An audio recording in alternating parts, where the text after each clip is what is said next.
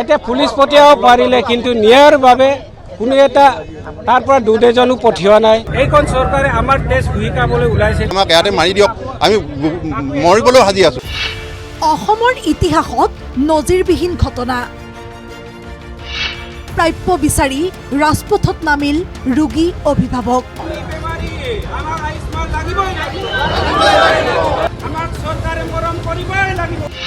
মুখ্যমন্ত্ৰী স্বাস্থ্যমন্ত্ৰীলৈ কাটৰ আহ্বান উপায়ন্তৰ ৰোগীৰ। বৃক্ক ৰোগীসকলৰ বাবে এটা বেয়া খবৰ। অহা ৩০ জুনৰ পৰা কাৰ্যকৰী হোৱাকৈ বন্ধ হৈ পৰিব ৰাজ্যৰ ব্যক্তিগত খণ্ডৰ চিকিৎসালয়ত আয়ুষ্মান কাৰ্ডৰ যোগেদি লাভ কৰা বিনামূলীয়া ডায়েলাইচিছ সুবিধা। চৰকাৰৰ এই শেহতীয়া সিদ্ধান্তৰ পিছতে ৰাজ্যজুৰি দৰিদ্ৰ তথা নিম্ন মধ্যবিত্ত শ্ৰেণীৰ বৃক্ক ৰোগীসকলৰ মাজত লাগিছে হাহাকাৰ।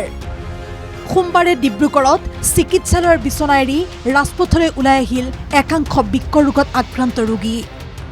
চৰকাৰৰ এই সিদ্ধান্তই আৰ্থিকভাৱে দুৰ্বল ৰোগীসকলক চৰম সংকটৰ মুখলৈ ঠেলি দিছে বুলি অভিযোগ কৰি AMCH সংযোগী মূল পথ অৱৰোধ কৰে প্ৰতিবাদকাৰীসকলে।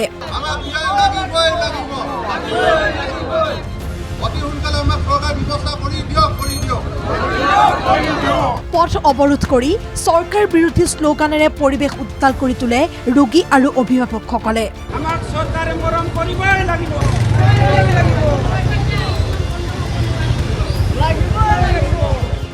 ৰোগীৰ জীৱন বিপদাপন্ন নকৰিবলৈ অনুৰোধ জনাই এই সিদ্ধান্ত পুনৰ বিবেচনা কৰিবলৈ দাবী ৰোগীসকলৰ।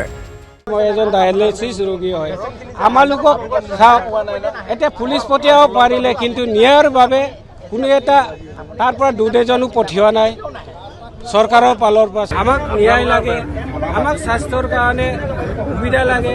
এই স্বাস্থ্যৰ সুবিধা আগত যেনেকুৱা আছিলে তেনেকুৱা জাৰি ৰখাটো আমি বিচাৰিছোঁ।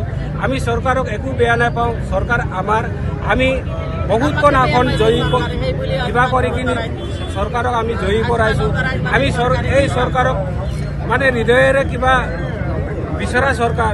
এইখন চৰকাৰে আমাৰ দেশ ভুহিকাবলৈ ওলাইছে। তাৰ কাৰণে আমি অতি দুখেৰে আমি পথ অৱৰোধ কাৰ্যসূচী এটা লৈছোঁ। অহা কাইলৈ আমাৰ ডায়েলিচিছ আছে।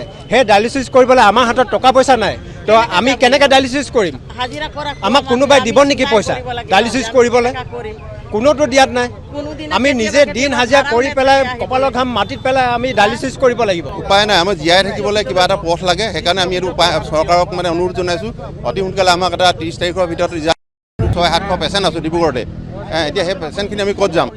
স্বাস্থ্যমন্ত্ৰী আৰু মুখ্যমন্ত্ৰীক চবকে অনুৰোধ জনাইছোঁ, অতি সোনকালে আমাক ইয়াৰ ব্যৱস্থা কৰি দিয়ক, নহ'লে আমাক ইয়াতে মাৰি দিয়ক, আমি মৰিবলৈ সাজি আছোঁ। ৰোগীৰ এই প্ৰতিবাদত বহু সময় ধৰি বন্ধ হৈ পৰে ব্যস্ত পথটোৰ যাতায়াত। এতিয়া এইসকল ৰোগীৰ আহ্বানৰ প্ৰতি চৰকাৰে কি সঁহাৰি জনায় সেয়া সময়তহে লক্ষণীয় হ'ব। ডিব্ৰুগড়ৰ পৰা হিৰণ্য কৌশিক বৰাৰ প্ৰতিবেদন NKTV+।